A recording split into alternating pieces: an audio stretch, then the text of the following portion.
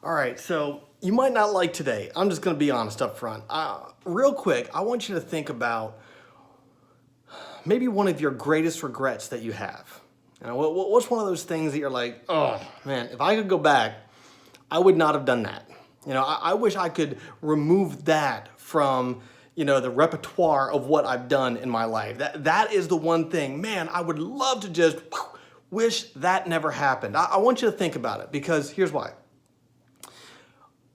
I'm willing to bet most of your greatest regrets were because it was introduced to you somehow. You don't typically just stumble into something. I know for me, a lot of my greatest regrets, stem behind, alcohol and drugs and partying, and that was introduced to me. I didn't just naturally do that all that stuff by myself. It was with other people. And I just want you to think about that for a second because, man, so many of our greatest regrets, although we made the decision to do it, we were with other people usually, or other people influenced us, which led us to make some really bad decisions that we really regret and wish were never a part of our lives in the first place. And there is some powerful truths that Solomon, the wisest man who's ever lived, he gave in Proverbs 13:20, which is in our reading today. And it says this: walk with the wise and become wise. I love this passage because it has got so much power and truth in it.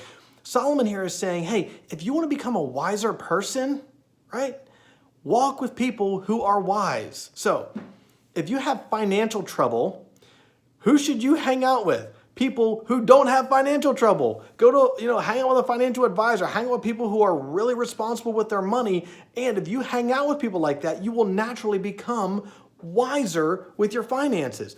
If you like to shop, don't hang out with people who shop, hang out with people who don't shop. And by hanging out with those kinds of people, you will not shop as much. So what he's saying is, if you walk with the wise, you will naturally become a wiser person, right? Now check out the rest of this verse. For a companion of fools, all right, what would you think he would say there? You're like, oh, well, a companion of fools becomes foolish, because if you walk with wise, you become wise. So if you walk with fools, then you become a fool. That's not what he says. He says, for a companion of fools suffers harm. Come on. You know all about that, don't you? I certainly do. And Scripture simply talks about a fool as someone who knows the difference between right and wrong and doesn't care. And when you hang around with people who are foolish, you don't become a fool. I don't become a fool. We suffer harm. We have regrets in our life because we hang around with fools.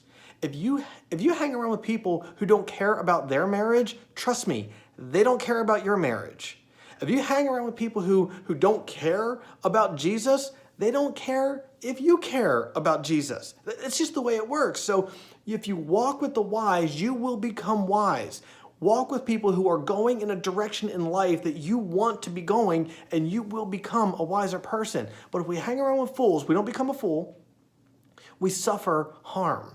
And I love it because the Apostle Paul comes along in the New Testament in 1 Corinthians 15:33 and says the same exact principle. He says this, 1 Corinthians 15:33, do not be misled, which I love that because we need to be reminded that we can mislead ourselves. We can follow someone else, or, hey, yeah, the great idea, not a great idea. We can be misled. He says, do not be misled.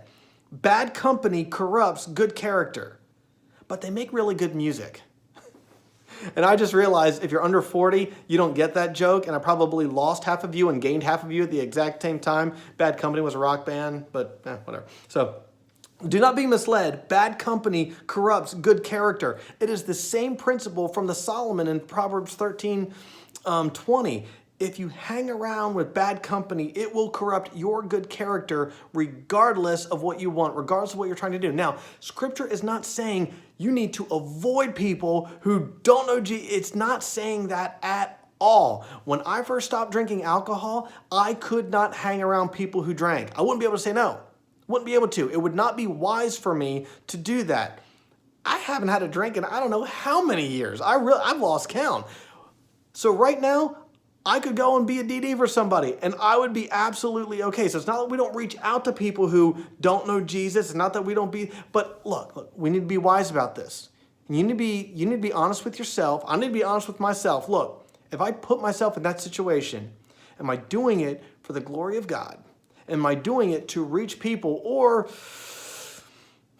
would I be able to resist the temptations that would be put in front of me if I go there? Because if I hang around with fools, I don't become a fool, I suffer harm. So walk with the wise and become wise. And if we're parents, we're crazy over this because of our kids. And we don't want, there's kids that we don't want our kids hanging around because they're like, you'll be influenced by them, right? We freak out over this stuff. The principle is the same for us as adults.